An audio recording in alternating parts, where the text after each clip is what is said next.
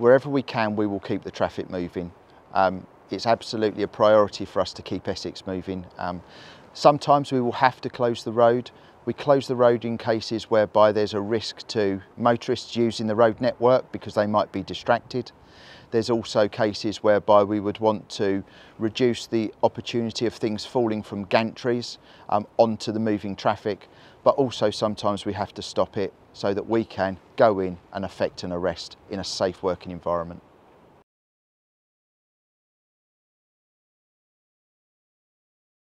Doing everything that we can with highways agencies to take a preventative approach.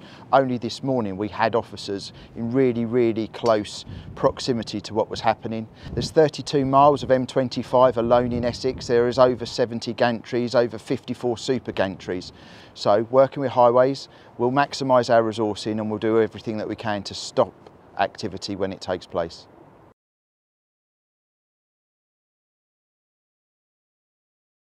So I have a dedicated team available to me each day in order to be able to do that we've invested in within Essex Police, and that are specialist trained. There's a lot of training that goes into keeping their skills. There's not an infinite amount of numbers available to us in this really specialist area, so we have to use what we've got to best effect.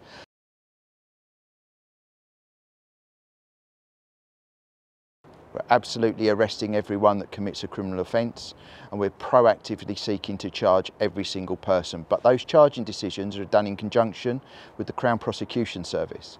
So it's my absolute aim in keeping people safe, helping people and catching criminals to make sure we arrest the criminals and we put them before the court.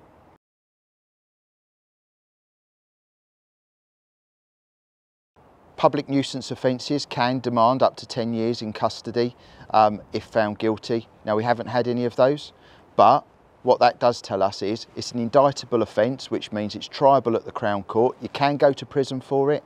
In some cases, people have gone to prisons for a period of time, and we're also seeing fines. But let's not remember, the sanction isn't for the police, the sanction is for the courts.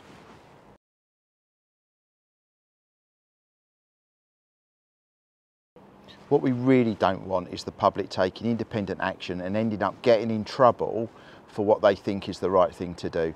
And we'll just make the matters even worse. So please, just refrain from taking independent action and let the police do what we need to do.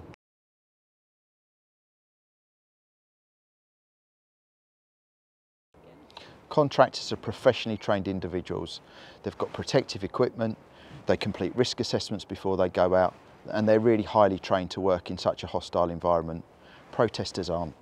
They're not there for the same reasons as the contractors. They're there to commit criminal acts, and there's a distinct difference between the two.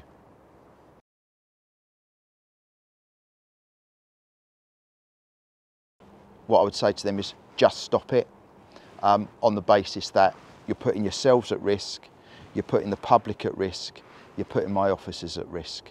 You're committing criminal acts that are disproportionately affecting the complete community. People are being stopped from getting to important family events, people are being stopped from travelling on holiday, a multitude of different reasons. So stop committing criminal acts, and whilst you continue to commit criminal acts, we will continue to arrest you.